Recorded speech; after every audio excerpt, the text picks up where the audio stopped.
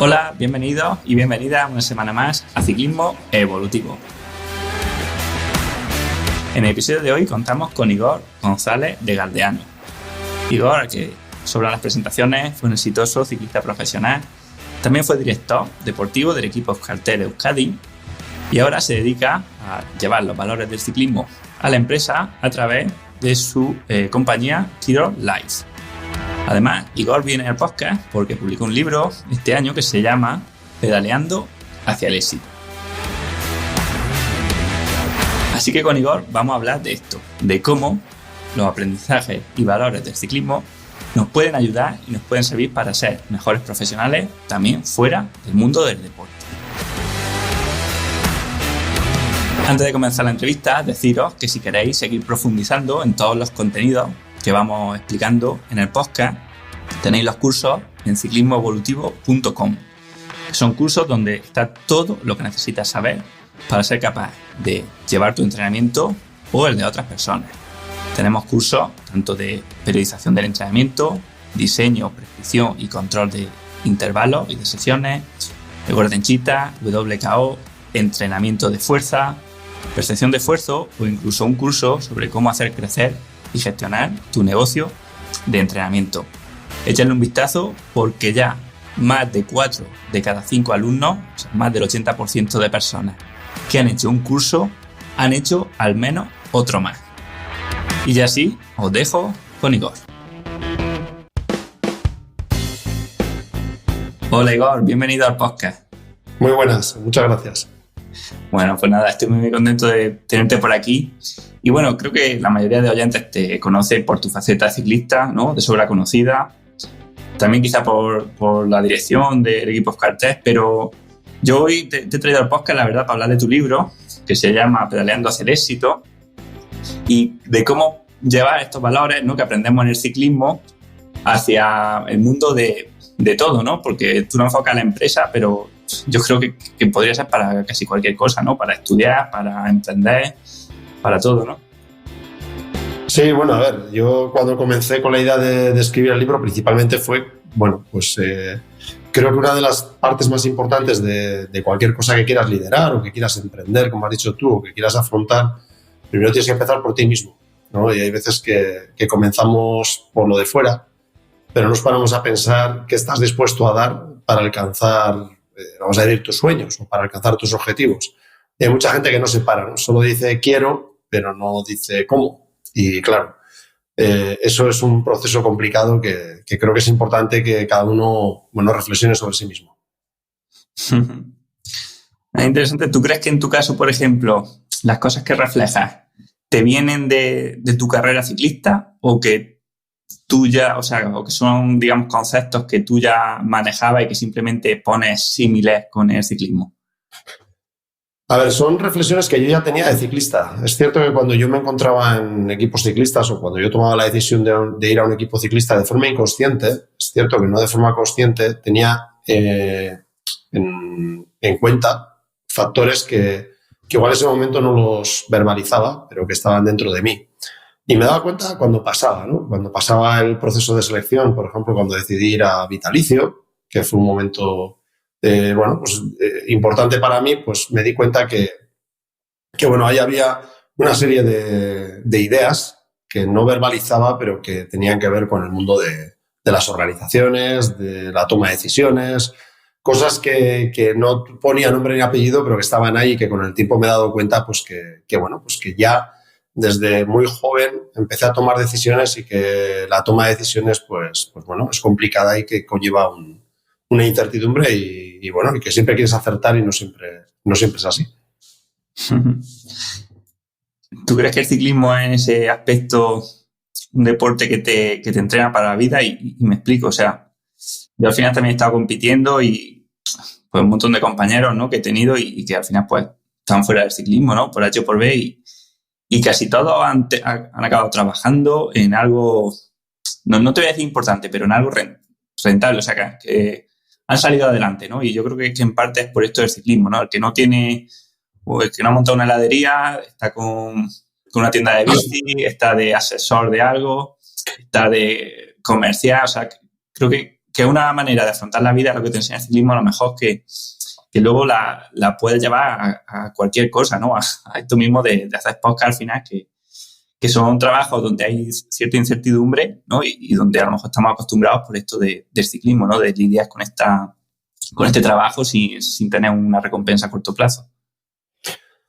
Sí, bueno, yo creo que hay dos tipos, no voy a decir ni mejor ni peor, ¿no? Hay dos tipos de vidas en el mundo del deporte, ¿no? Está la vida del éxito, donde alcanzas tus objetivos y tienes unos salarios muy altos. Hablamos desde el fútbol con Ronaldo hasta el ciclismo con Sagan, Alberto Contador. Pero luego hay otra parte que son los deportistas de élite que no tienen ese éxito reconocido a nivel mediático, sí a nivel de contrato, y tampoco tienen ese reconocimiento, ese valor económico que les ayuda a decir, me doy un tiempo y a ver lo que hago, sino que casi, según abandonas la práctica deportiva, tienes que ponerte a trabajar.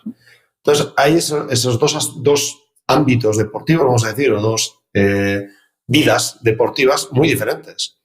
La del deportista, para mí, que su éxito personal no se basa en los resultados, sino en ayudar, en ser gregario, en acompañar.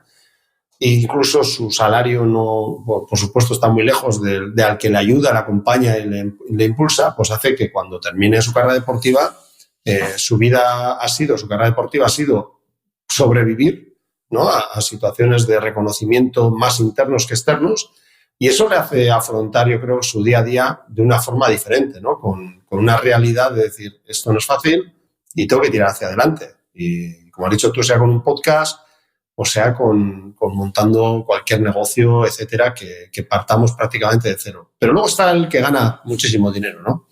Que quizás el reconocimiento social le ha aportado pues mucho valor, y que llega un momento en el que prefiere que le reconozcan que ganar dinero, porque dinero ya tiene.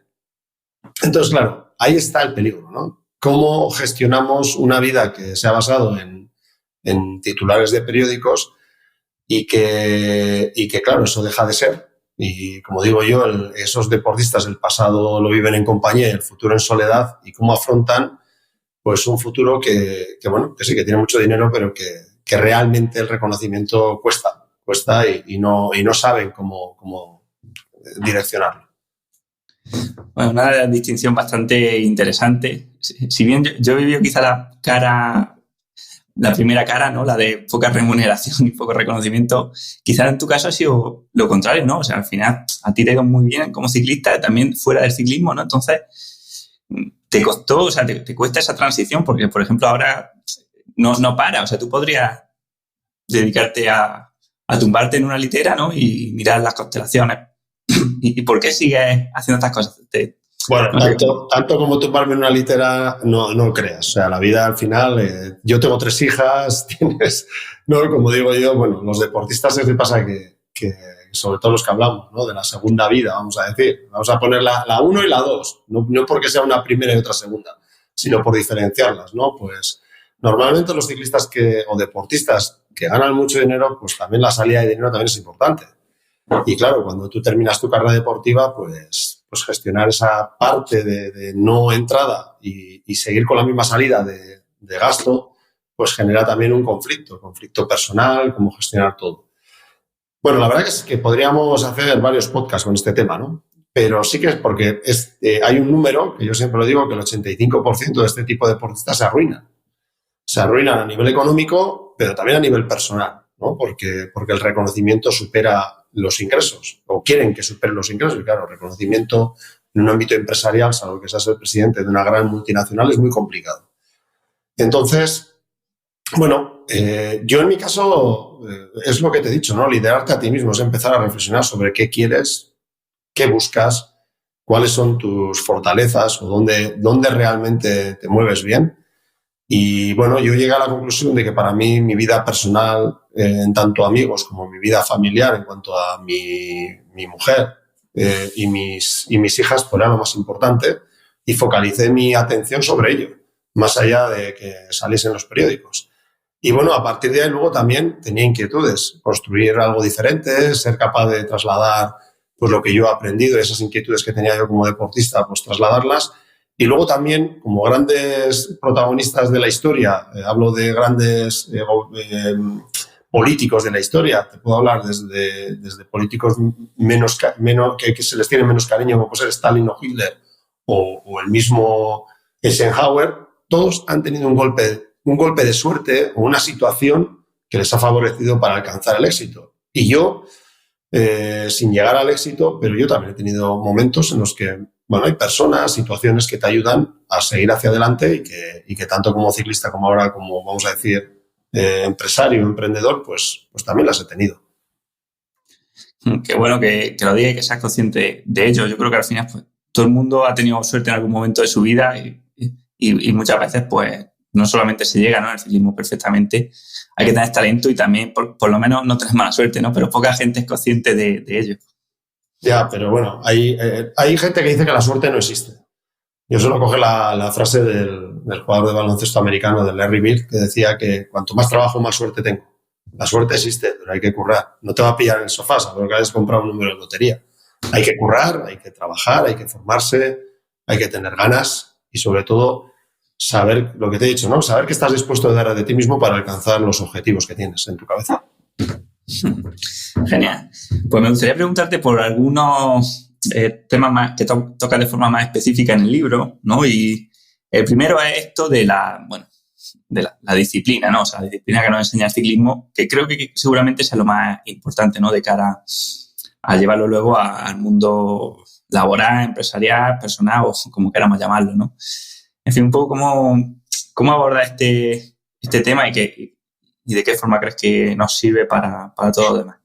Sí, yo en el libro digo que la disciplina es tranquilizadora, creo que digo que es elegante y a la vez muy rentable. ¿Por qué? Es lo que estamos hablando, ¿no? Yo cuando hablo de disciplina no hablo de un concepto que está muy unido a lo militar o a llegar a la hora al trabajo, ¿no? A día de hoy, llegar a la hora a tu trabajo, cuando estamos hablando de buscar el equilibrio familiar, el poder conciliar con todo, ¿no? Pues no es importante, ¿no? A qué hora llegas a tu jornada laboral. Pero yo, cuando hablo de la disciplina, es lo que te he dicho, ¿no? ¿Qué estás dispuesto a dar de ti mismo para alcanzar lo que deseas, para alcanzar tu objetivo? Es decir, a mí me encantaría tener una heladería. Pero la heladería se abre de 8 de la mañana o de 10 de la mañana a 6 de la tarde. Y dice, uy, no, si yo a las 4 de la tarde me voy a andar en bici. Pues no montes una heladería. Es decir, ¿realmente estás dispuesto a sacrificar cosas que realmente te importan por alcanzar tus objetivos? Ahí está. Y el sacrificio y el esfuerzo son dos valores que están muy unidos a la disciplina. Claro, yo aquí lo que veo siempre es un problema, ¿no? O sea, incluso con el ejemplo de la heladería, o sea, una persona al principio dirá, sí, estoy dispuesto, pero al mes o a los 2 meses, cuando empieza a tener problemas, cuando no te vienen clientes o cuando te sale que te duele o que tienes fiebre y tienes que seguir trabajando, ¿no? Porque esta es la vida del autónomo, pues ahí es cuando ya empiezas a plantearte, oye, no quiero esto, ¿no? Porque siempre se dice esto de arrancada de caballo, parada de burro, ¿no? Creo que mucha gente empieza los proyectos con una motivación impresionante y viendo vídeos de motivación, ¿no? De disciplina, entre comillas. Bueno, si podemos llamar eso disciplina, porque al final empezar muy motivado y hacer muchas cosas al principio, lo veo mucho y también lo veo en los ciclistas, ¿eh? O sea, empiezo con deportistas que muchas veces tienen muchísimas ganas, pero claro, la disciplina es, según lo veo yo, cuando te vienen mal dadas y no te apetece ni ponerte a trabajar, ni a entrenar, ni a estudiar, seguir haciéndolo aunque te tapes la nariz, pero por lo menos seguir haciéndolo, ¿no? Porque si no, al final ni siquiera disciplina. Eso es, tú cuando preparas como ciclista una gran competición, como yo preparaba el Tour, pues sabías lo que tenías que hacer y estabas dispuesto a renunciar a muchas cosas, a aportar todo lo necesario y a trabajar lo más duro posible. Es igual, ¿no? Es decir, cuando tú tienes un objetivo en tu trayectoria deportiva o en tu trayectoria personal, sea de pareja, familiar, con hijos, que muchas veces hay que empezar por ahí, porque nos olvidamos que todo conlleva un compromiso y no todos tenemos el mismo nivel de compromiso. Así que empieza por ahí. ¿Qué capacidad tienes? ¿Qué estás dispuesto, vuelvo a repetir, a dar para mantener, hacer crecer o alcanzar tus metas?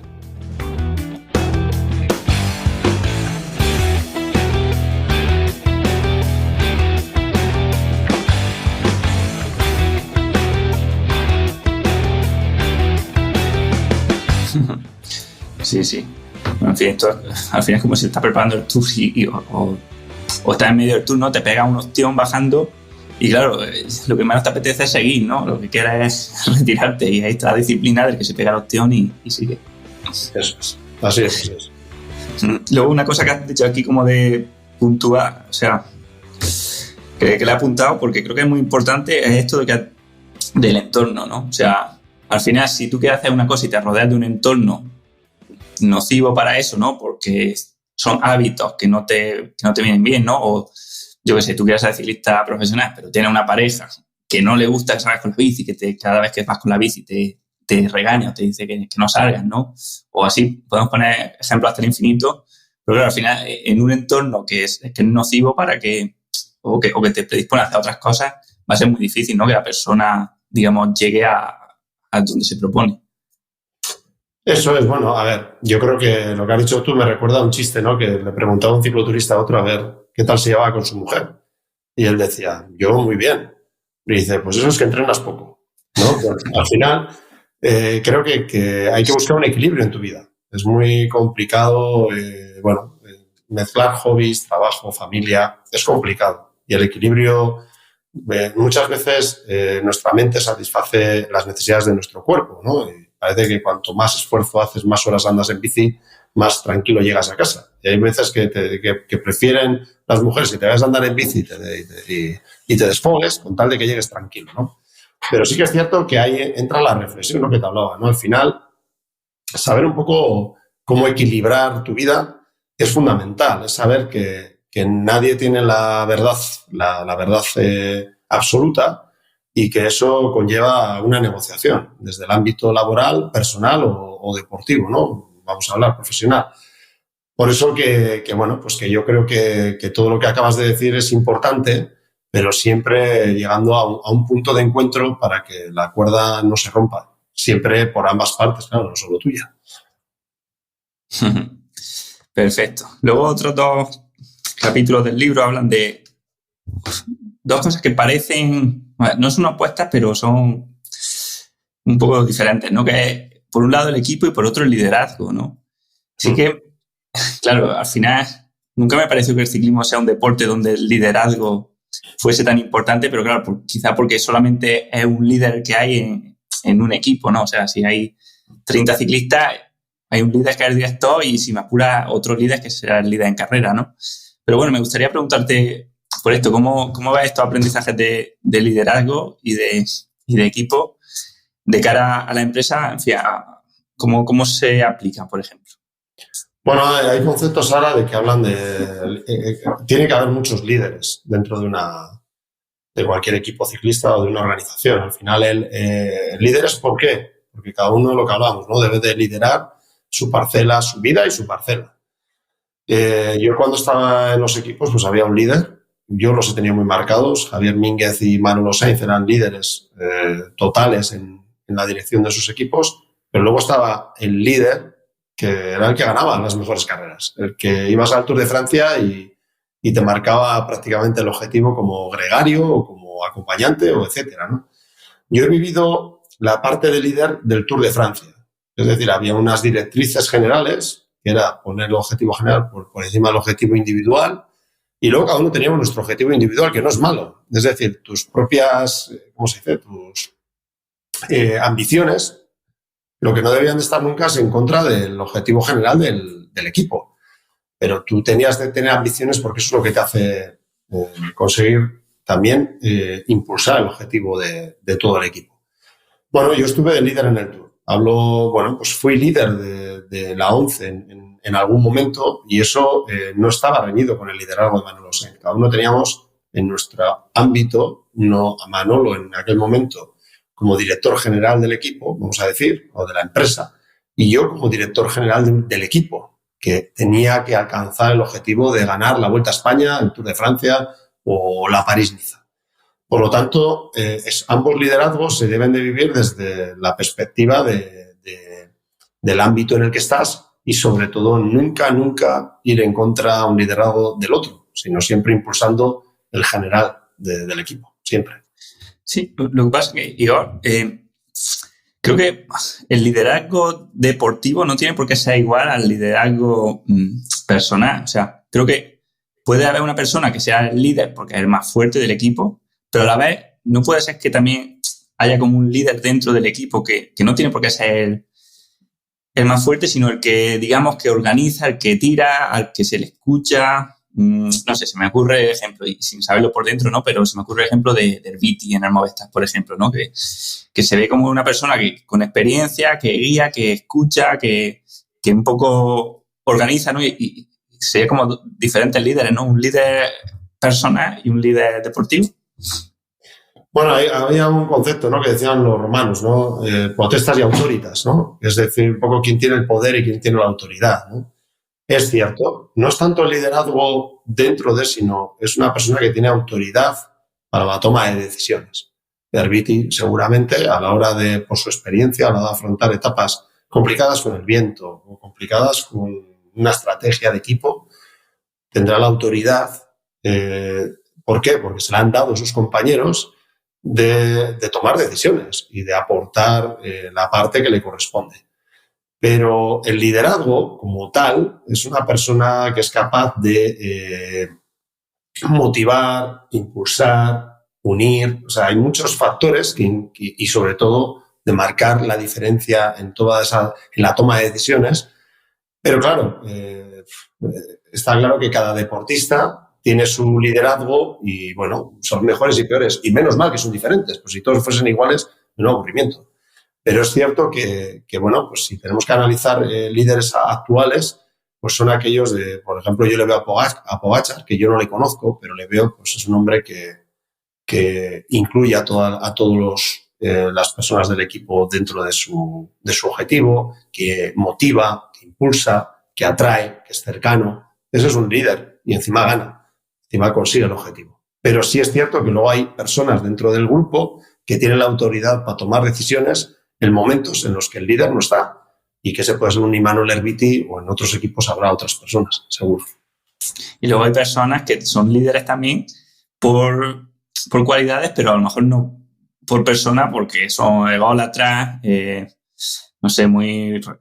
Sí, esos son liderazgos independientes, liderazgos por oposición. Bueno, hay mucho liderazgo, que se pone el liderazgo, pero que realmente son egocéntricos, autoritarios, y como ha habido tantos, porque no solo en el deporte, ¿no? Hay o líderes falsos, ¿no? En los que basan su forma de liderar trasladando una idea y luego es otra, ¿no? Y es no la de motivar, sino la de comprar, no la de impulsar, sino la de buscar el beneficio propio. Y se confunden. Hay situaciones muy complicadas. A lo largo del ciclismo ha habido muchas. Sí, totalmente. Y es una cosa difícil, lo unimos con el punto del equipo, ¿no? Porque siempre me ha parecido casi lo más difícil hacer en un equipo ciclista, sobre todo en amateurs, por ejemplo, que no hay sueldo, hacer que personas trabajen para otra persona sin tener un incentivo claro por ello. Me parece que es de las cosas más difíciles que puede hacer un director, ¿no? O un líder de equipo, ¿no? Conseguir que tus compañeros trabajen para ti. Lo veo súper complicado, ¿no? Entonces, al final, no sé cómo lo abordas tú esto del equipo, porque es un conjunto de incentivos que hay que juntar que es muy difícil de hacerlo bien, ¿no? Porque una cosa es que la gente trabaje en equipo, entre comillas, ¿no? O si estás en una empresa, te debe a la empresa. Pero otra cosa diferente es que esa persona dé realmente el 100% que está dando, o sea, o que podría dar si fuese esa persona trabajando para ella misma, que lo haga por la empresa, ¿no? O sea, no, entiendes lo que digo, ¿no? Que no es lo mismo tener tu sueldo y trabajar y cumplir con tu jornada que dar tu 100% para el beneficio de otra persona o de otro organismo. Bueno, ahí hay dos cosas que influyen. Uno es el que da el valor a eso. Hay personas que dan valor al coste, por lo tanto mide a las personas en base a lo que cuestan, no a lo que consiguen. Otras dan valor pues a la capacidad que tienen de conseguir resultados, independientemente del coste, y premian el resultado. Y luego hay otras personas que premian el trabajo, que al final yo creo que el liderazgo principal es premiar el trabajo que cada persona realiza. Pero es muy difícil, porque en el mundo del ciclismo se vive mucho de resultados, no se vive tanto de qué bien trabajas. ¿no? Si al final no consigues puntos UCI World Tour, pues, chico, vas a bajar de categoría, ¿no? Por decirte. O en el campo amateur puede pasar mucho que estamos con el coste, ¿no? Yo te doy una bicicleta, te doy ropa, me estoy invirtiendo en ti tanto y, bueno, no sé, alguna carrera habrá que ganar o habrá que tener un gran rendimiento. Y luego también hay una parte, que esto es para analizar también, es para hacer otro podcast, pero hay una parte en la que realmente qué valor tiene lo que ayudas. No en cuanto a coste, sino valor dentro de la organización. Es decir, los gregarios, como has dicho Imanol Erviti, están muy valorados. De hecho, llevan una trayectoria profesional brillante y no son grandes ganadores. Son capaces de ganar en algún momento puntual, principalmente son capaces de ayudar, pero ayudar en momentos que solo es capaz de hacerlo él. Otros no han sido capaces. Por lo tanto, habría que poner la medida real de cuánto eres capaz de ayudar a tus compañeros para alcanzar el objetivo. Si estás en la fase 1, en la fase 2 o en la fase 4. Tú dices, sí, pero todas las fases son importantes, sí, pero hay que contar que en el ciclismo el que está en la fase 4 también está en la fase 1. ¿De acuerdo? Cumple esas primeras 4 fases y la 5, que es la súper importante, por poner 5, es el que consigue la victoria. Pero sí que es cierto que principalmente el valor a las personas que ayudan dependen del director general de la empresa o el manager del equipo ciclista. Si ese manager no tiene el concepto de trabajamos en equipo para alcanzar los objetivos, pues realmente es muy difícil que te valoren, porque o valoran en el resultado o en el coste. Claro.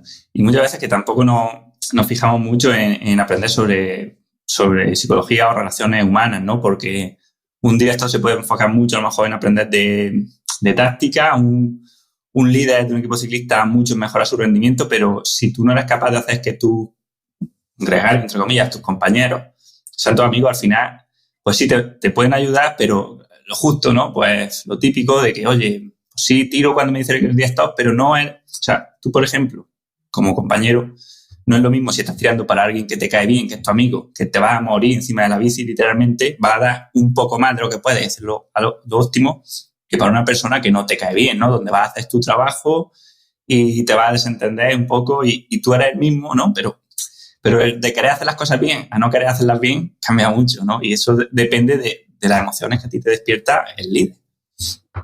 Bueno, a ver, el líder, por supuesto, y también cuáles son los valores. Muchas veces hablamos de valores y parecen aspectos subjetivos, pero los valores, lo más importante de una organización o de un equipo es ser capaz de experimentarlos y saber de qué estás hablando. Yo cuando estaba en la UNCE, uno de los valores que más se impulsaban era el trabajo en equipo.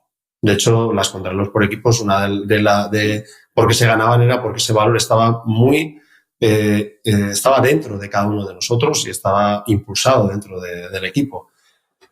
Y estaba claro que el que no sabía trabajar en equipo salía de la estructura según acababa su contrato.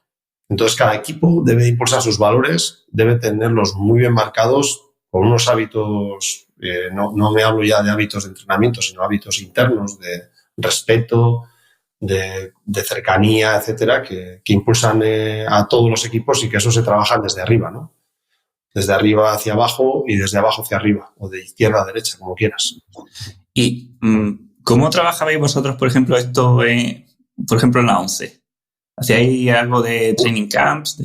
Sí, bueno, Manolo se preocupaba mucho de juntarnos muchas veces y de trasladar sobre todo de que lo más importante no era el resultado o el coste de lo que hablamos, ¿no? Por ejemplo, sino que lo más importante era trabajar en equipo para conseguir el objetivo y que él eso iba a premiar. Muchas veces él, con sus mensajes, sobre todo, daba mucho valor a este trabajo en equipo y luego, sobre todo, era el día a día. O sea, al final se llama cultura, ¿no? Cultura de empresa, cultura de equipo. Esa cultura se introduce dentro del equipo, te absorbe y te involucras. Y si no eres capaz de hacerlo, pues no sales del equipo.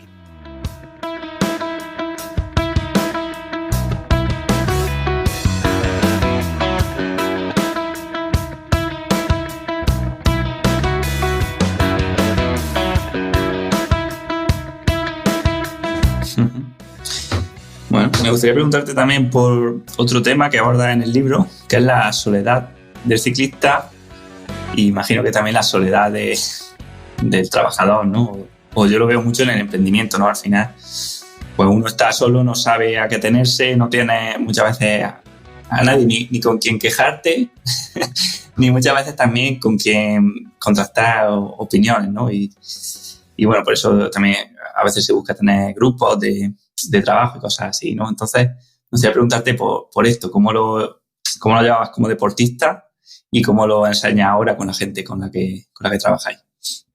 Bueno, a ver, como deportista, yo la frase es el pasado se vive en compañía, el futuro en soledad. Principalmente es porque yo recuerdo una conversación que lo cuento en el libro con José Miguel Echavarri, que fue manager de Miguel Indurain, Arroyo, Perico Delgado, y cuando yo me retiré en el 2005 coincidí en el garaje con él.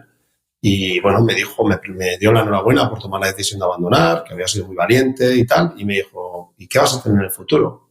Y yo le dije, pues no sé, ¿no? Yo creo que voy a acabar mi carrera universitaria que terminé y luego ya veré, habrá más cosas, ¿no? En el futuro. Y me dijo, pero ya sabes que no te va a llamar nadie, ya sabes que van a pasar la hoja y que va a venir otro deportista y bueno, pues te dará el relevo para los periodistas, para la afición, etcétera. Y yo dije, bueno, pues normal, ¿no? Y me dice, sí. Y más, te voy a decir más. Te parecerá un día que el teléfono está estropeado. Por lo tanto, te viene un invierno muy intenso de homenajes sobre todo lo que has hecho, pero según acaben los homenajes, no te va a llamar nadie. Bueno, yo tuve la suerte de entrar dentro del equipo Euskaltel Euskadi y eso no me sucedió, pero sí me sucedió cuando acabó el equipo Euskaltel Euskadi. Yo cuando estaba en el Euskaltel Euskadi recibía, no te voy a decir 100 llamadas al día, pero podía ser. Entre 50 y 100 llamadas al día, mi teléfono era, vamos, estaba todo el día a tope, daba fuego. Entonces salía a fuego el teléfono. Entonces, cuando yo acabé en Euskaltel, miré el teléfono un día, pensando que se había quedado sin cobertura. Y realmente no te llama nadie. Y eso pasa como manager general del Euskaltel Euskadi, que era yo, o como ciclista profesional. Entonces esa es la realidad. Y luego, ¿qué pasa? Que afrontas el futuro con muchísimas incertidumbres y ¿qué hago yo ahora? ¿No? Entonces te vienen muchísimas propuestas, todas desconocidas, pero que, como te he dicho antes, te ayudan a mantenerte un poco en el titular. Y como tienes dinero, pues quieres aportar dinero para mantener viva tu nombre y tu apellido. Y en el empresario le pasa lo mismo. Como has dicho tú, ¿no? En los emprendedores, ¿qué nos sucede? Que cuando empezamos como un caballo de carreras un nuevo proyecto, cuando ya lo tienes en marcha, cuando monta la sociedad, cuando te han ayudado a montar todo, tienes que salir de casa a buscar el cliente. No, nadie te viene a llamar a la puerta. Y eso es un momento muy difícil porque hay puertas que no te abren, timbres que no suenan y personas que no te escuchan, que te atienden pues porque me ha dicho tu vecino que te escuche, pero es que tengo otra cosa. Entonces esa soledad que se vive pues es muy, muy dura y es muy parecida a la del ciclista, que al final, bueno, lo que tienes que buscar es primero vuelvo a repetir, liderarte a ti mismo, ser capaz de ser consciente de esa situación que te vas a encontrar y no cesar en tu intento de sacar adelante un proyecto que te ilusiona, sin perder la cabeza. Y bueno, creo que esa soledad, ya te digo, ambas partes la viven muy intensamente. Sí, quiero profundizar un poco en esto porque es muy, muy interesante lo que has dicho y además creo que eso es brutal. Al final, creo que tenemos que ser conscientes de que, ¿no? Lo primero, que no somos tan importantes, que cuando estás ahí en la cresta de la ola, en realidad no te están llamando a ti como Igor González de Galdeano, ¿no? O como Manuel, sino que están llamando al ciclista que está ganando las competiciones o están llamando al director de Euskaltel Euskadi, ¿no? Pero cuando termina eso, pues te das cuenta de que la gente con la que de verdad tú estás interaccionando y quizás la gente que te importa es un círculo también mucho más exclusivo, ¿no? Mucho más pequeño. Claro, si nos creemos, si nos metemos dentro del personaje y nos pensamos que somos tan importantes, ¿no? Que nos están llamando porque soy yo y que nos van a seguir llamando cuando estemos fuera de la ola, pues nos puede pasar eso, ¿no? Que le pasa a tantos deportistas que esta depresión post carrera, ¿no? Que mucha gente pues incluso no la supera, ¿no? O vuelven al ciclismo cuando no deberían haber vuelto, ¿no? Que también se ha visto, ¿eh? Pues eso, gente que está acostumbrada a lo mejor a estar siempre ahí. Sí, a ver, una de las cosas que creo que es importante es no analizamos qué es lo que nos ha hecho llegar al éxito o a ser ciclista profesional o a desarrollar una empresa determinada. Siempre piensas que ha sido gracias a ti, gracias a tu esfuerzo, a tu trabajo y Y realmente no es cierto. Obviamente que tienes que esforzarte y trabajar. Tienes que analizar realmente qué es lo que te ha hecho llegar.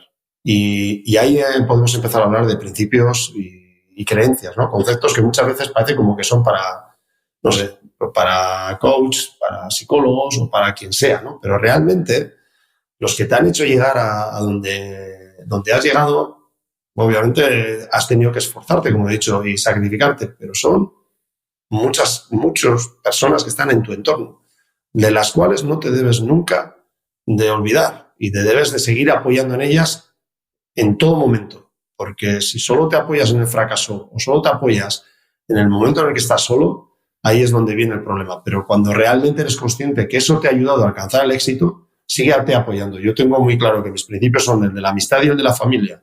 Esas dos han sido pilares fundamentales para que yo alcance el éxito personal. Ya no voy a hablar del profesional a día de hoy. Luego la vida da muchas vueltas, pero a día de hoy considero que, bueno, pues que mi vida está relativamente estable, ¿no? Como la de todos, ¿no? Con nuestros más y nuestros menos, pero estable, que no es poco. Pues ahí es donde hay que apoyarse. Y esa reflexión se debe de hacer. No olvidarse que el dinero está muy bien, que el éxito está muy bien, pero que realmente lo que importa es lo que te ha hecho llegar hasta ahí, las personas que están en tu entorno. Y quizás lo más difícil, ¿no? Porque cuando estás ahí y tienes poco tiempo, ¿no? Lo más fácil es recortarlo de tu tiempo personal, entre comillas, ¿no? De estar menos con tu familia, menos con tus amigos, a cambio de dedicarlo más al trabajo. Y claro, cuando desapareces, también te pueden decir este tipo de personas de, claro, ahora vuelve y ya la relación muchas veces, no digo que sea tu caso, ¿no? Pero muchas veces puede que no sea la misma porque habéis estado mucho tiempo sin tanto contacto, ¿no? Y al final pues la relación se deteriora. Sí, pero ahí te estoy hablando. Ahí es cuando se te olvida que realmente qué es lo importante en tu vida y cómo has llegado, ¿no? Y centrar lo realmente importante en el trabajo, pues para mí es un error. Obviamente, mira, yo suelo hablar con directivos o con personas que dirigen de la planificación personal. Hay personas que la planificación personal solo incluyen lo que tienen en la semana, sus citas, reuniones y horarios de trabajo. No incluyen ni lo personal, ni los amigos, ni el deporte. Eso es cuando tengo tiempo. Y eso es un error. Tú, si realmente quieres tener estabilidad en tu vida, en tu planificación semanal y mensual, deben de estar como parte importante en color, voy a decir, verde, porque es el que te da, digamos, serenidad. Deben de estar pues, tus amigos, tu familia y tus hobbies. Y si no lo tienes, tienes un problema.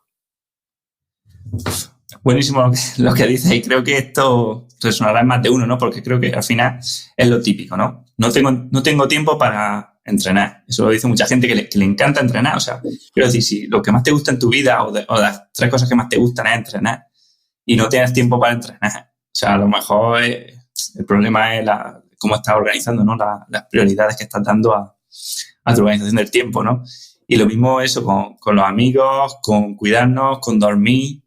Entonces, claro, ahora te digo de pasarlo a la práctica, ¿no? O sea, imagínate que soy una persona que te digo, oye, mira, a mí lo que más me gusta es tener tiempo para entrenar y me gusta quedar con mis amigos, pero es que el trabajo me tiene absorbido. Es que trabajo 8 horas al día, todos los días y no me da tiempo. ¿Qué puedo hacer? Pues organizarte. ¿Cómo que no te da tiempo? Vamos a ver. Hasta Mariano Rajoy iba a andar y hacía deporte de forma habitual y era presidente del gobierno. No sé, yo creo que cada uno sabe dónde le aprieta el calcetín, pero también es cierto que cada uno gasta el tiempo en lo que quiere, en lo que realmente le importa. Y si realmente te importa las personas, te importan tus hobbies, tu deporte, estoy convencido que también es cierto que luego son los objetivos, ¿no? Hay personas que dicen, yo es que por menos de hora y media no salgo a andar en bici. Bueno, pues es un concepto erróneo, ¿no? Es decir, ¿cuál es tu objetivo? ¿Qué es? ¿Ganar la quebrantahuesos? ¿Ganar la cicloturista de no sé qué? ¿O ganar una carrera de máster? Por lo tanto, hay conflicto de intereses, ¿no? Si trabajas 8 horas y necesitas entrenar para ser el mejor en una competición, o te lesionas o no vives con tu mujer ni con tus amigos, porque no te da la vida. Pero si tú pones todo en una cazuela y eres capaz de discernir entre lo que realmente es importante y lo que realmente no es tan importante, pues seguramente buscas un equilibrio. Pero es muy difícil hacer esa reflexión, porque la mente muchas veces te lleva a tener, ¿no? Como hablamos de estas hormonas, ¿no? De la dopamina o la serotonina, pues no saber diferenciar entre lo que realmente es importante y lo que no, en base a tus emociones y tus sensaciones, y eso hace muchas veces que te genere conflicto en tu día a día. Por lo tanto, liderarte a ti mismo, vuelvo a repetir, es una fase importantísima para alcanzar el éxito personal. Sí, aquí yo también lo que veo muchas veces es que hay como un paradigma en la sociedad de que está, por un lado, lo que es productivo y lo que debemos hacer, y por otro lado, lo que no es productivo y, por tanto, es subóptimo o no es una buena decisión, como si fuese un capricho, ¿no? Entonces, muchas veces la gente piensa que dedicar tiempo que podría estar trabajando y ganando dinero a hacer deporte o a salir con los amigos es un capricho, ¿no? Y entonces casi que está mal visto, ¿no? Es como una cultura que no, ni siquiera es cultura de empresa, es cultura, digamos, tóxica, que creo que, no sé qué opinas, pero que me parece que no es adecuada, porque a la larga nos va a llevar a peor, a una depresión, a no trabajar bien, a estar muy mal. Sí, no, te vuelvo a decir, al final es basarte en lo que realmente te ha ayudado a alcanzar lo que eres. Yo tengo uno de los valores más importantes que tengo yo, son mis amigos. Tengo 5 amigos de toda la vida.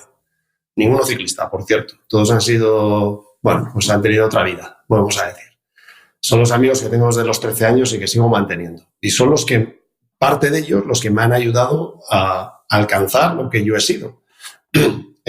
En lo bueno y en lo malo, porque te aportan de todo, ¿no? Situaciones estables, inestables, pero realmente son ellos los que han estado siempre ahí soportándote. Nunca me han pasado la mano por el hombro, ni me han dado más valor del que me merecía. Sigo siendo Igor de toda la vida, ¿no? El Manillares, como decían ellos, ¿no? Aquel que soñaba con ser ciclista profesional. En definitiva, o la familia, ¿no? Con mi mujer, 32 años. Bueno, pues hay que valorar realmente lo que te ha llevado al éxito. Y si realmente eres tan egocéntrico de pensar que es gracias a ti y a tu esfuerzo y a tu sacrificio, pues creo que es una mirada a corta distancia, que cuando tienes realmente un problema, pues esa mirada no sube, sigue a corta distancia, y cuando es gracias a ti, luego es culpa de, y no sales de ahí, ¿no? O es gracias a mí o es culpa de no sé quién. Y eso creo que no da estabilidad. Creo que está siempre en un punto muy inestable. Y no te permite mejorar tampoco, ¿no? Porque si tú eres perfecto... Para nada. Sí. Bueno, y una última pregunta, Igor, ya para cerrar. Otro tema que me parece que es importante reseñar y que habla en el libro es el fracaso, porque al final creo que es lo que peor llevamos últimamente. No sé si es porque siempre nos comparamos con lo que vemos en redes sociales, que es gente que se muestra exitosa, ¿no? Que mira qué bien me va, qué vida tengo. En fin, tenemos a golpe de clic, ¿no? O sea, estamos expuestos a los mejores del mundo en cada cosa, ¿no? Y son a los que seguimos. Y veo que a la gente le cuesta mucho gestionar estos pequeños fracasos, que todos tenemos más fracasos que éxitos, ¿no? Entonces, ¿qué le diría a estas personas que se hunden, ¿no? Porque mira, esta carrera no me ha salido bien, o este negocio que lancé pues no va como debería, y a veces hasta se plantean si son un fraude ellos o su vida no está bien. Ahí en el fracaso o en el error está claro que suelen decir que las personas sienten más miedo al fracaso que realmente sentir éxito cuando ganas. Es decir, el miedo al fracaso multiplica por 3 la sensación de tristeza que la alegría que puede generar un éxito. Por lo tanto, el miedo al fracaso es innato y está adentro. ¿Qué pasa? Que estamos en una sociedad que parece que el que fracasa es un perdedor, y realmente no nos enseñan a perder, nos enseñan siempre a ganar. Y encima las redes sociales hoy en día, que hacen una gran labor de divulgar muchas cosas, también hacen una pésima labor en influir sobre este aspecto que estamos hablando y sobre otros tantos, ¿no? Es decir, yo suelo decir que cuando realmente, si tú tienes un problema de emociones, si tú realmente no te sientes bien, quítate las redes sociales, ¿no? Y hay gente que no lo entiende. ¿Por qué no lo entendemos? Realmente, pues porque no estamos preparados para el fracaso. Pensamos y muchas veces tampoco analizamos qué está detrás de todo esto. Yo creo que lo primero es la toma de decisión. La gente no toma decisiones por no equivocarse y prefieren esperar. Y muchas veces no son conscientes de que lo están haciendo, porque lo justifican diciendo, espera un poco a ver qué dicen estos, espera un poco a ver qué hacen los otros. Pero realmente no quiere tomar la decisión porque si no va bien voy a perder o dinero, o tiempo o amigos, no tengo ni idea, ¿no? O socios. Entonces creo que es el momento de que aprendamos que de lo que realmente aprendemos es de lo que nos equivocamos. Yo siempre cuento de que realmente cuando aprendí de dos situaciones. Una es de cuando fue líder del Tour, que era un momento de éxito, y otra de cuando desapareció el equipo Euskaltel-Euskadi. Un momento de fracaso. Yo cogía el Euskaltel-Euskadi como manager general y todos me tacharon de error en las decisiones y de fracaso en el cierre del equipo. Y aprendí de las dos. Por lo tanto, creo que ambas situaciones deben de tomar parte de las enseñanzas de cualquier emprendedor, de cualquier persona que tome decisiones en su día a día. Los errores nos enseñan muchísimo. Lo mismo que el éxito, incluso diría que en ocasiones el doble. Bueno, me parece una forma brutal de terminar la entrevista, así que nada, Igor, te agradezco mucho que te hayas pasado por aquí y bueno, recordar a la gente que tu libro pues lo pueden encontrar en Amazon. Dejaremos un enlace si alguien quiere verlo en las notas del episodio. Y bueno, si quieres decirnos dónde te pueden encontrar también, quien quiera trabajar contigo. Muy bien, muchas gracias. Siempre, abiertas las puertas. Al final, las experiencias vitales son las que me han marcado y bueno, solo intento trasladar enseñanzas desde esas experiencias vitales. Bien, pues un abrazo. Muy bien, muchas gracias.